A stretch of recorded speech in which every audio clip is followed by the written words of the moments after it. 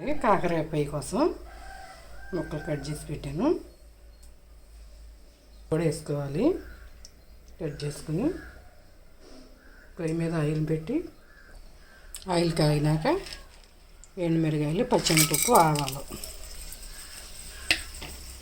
ఇవి కొంచెం వేగినాక ఆనియన్ ముక్కలు వేసుకోవాలి.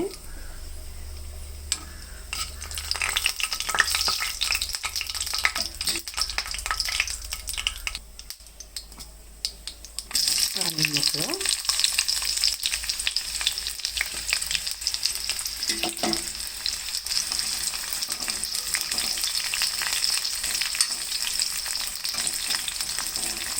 ఏం ఆగనేం అవసరం లేదు. ఈ కాకరాయ ముక్కలు డైరెక్ట్గా వేసుకోవటమే. కాకరకాయ ముక్క ఫ్రై అయ్యేటప్పుడు ఆనియన్ ముక్కలు కూడా ఫ్రై అవుతాయి. ఇదిగోండి ఎల్లుల్లిపాయ, జీలకర్ర చిన్న రోళ్ళు ఉన్నాయో కచ్చి పిచ్చిగా దంచుకుని వేసుకోవాలి. కాకరకాయ ఫ్రైలో ఎల్లుల్లిపాయ పొట్టు తీసేసాను. ఏంటో నాకు అట్లా అలవాటు అయిపోయింది. పచ్చి పిచ్చిగా దంచుకుంటే అది టేస్ట్గా ఉంటుంది. మెత్తగా నలగా అవసరం లేదు. మిక్సీలో అయితే మెత్తగా ఇవ్వద్దుగా. అందుకే చిన్న రోళ్ళు ఉంటే దాంట్లో దంచుకుని వేసుకోండి, టేస్ట్గా ఉంటుంది కాకరకాయ ఫ్రై. ఇవ్వండి తిప్పుతూ ఉండండి, అప్పుడప్పుడు మిక్స్ చేస్తూ ఉండండి. ఇటు కదిలిస్తే ఫ్రై అవుతాయి ముక్కలు.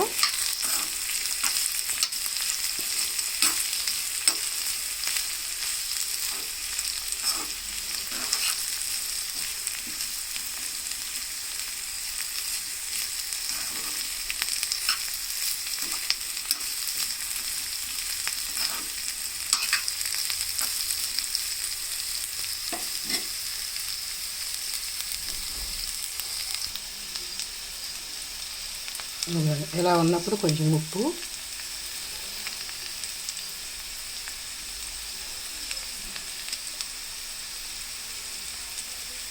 పసుపు వేయండి.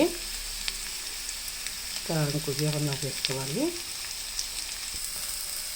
ఇలా ఉన్నప్పుడు ఎల్లుల్లిపాయ, జీలకర్ర కచ్చిపిచ్చిగా నూరింది వేసేసుకొని పర్ఫెక్ట్గా కుక్ అయినాక వేసుకోండి ఎల్లుల్లిపాయ, జీలకర్ర, కారము. అప్పుడు సేదు లేకుండా ఉంటుంది కాకరకాయ కూర. ముక్క బాగా యాగాలి. వేగినాక ఎల్లుల్లిపాయ, జీలకర్ర వేసి కొంచెం 1 నిమిషం పాటు అట్లా యాగనివ్వాలి ఆయిల్లో. వేగిన వాసన వచ్చినాక అప్పుడు కారం వేసుకోవాలి.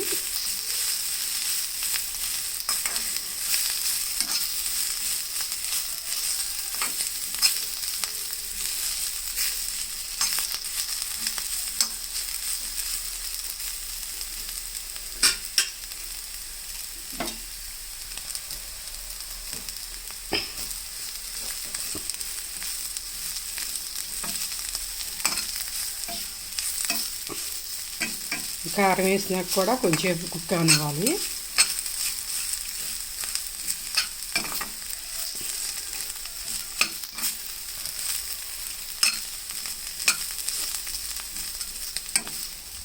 అప్పుడే పర్ఫెక్ట్గా ఉంటుంది కాకరకాయ ఫ్రై.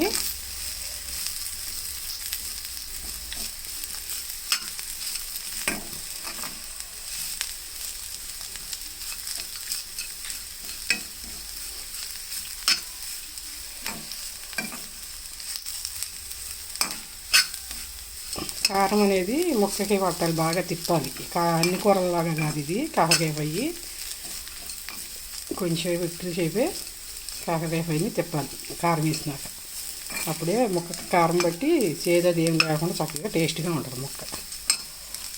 ఎల్లిపాయ, జీలకర్ర కూడా వేసాంగా.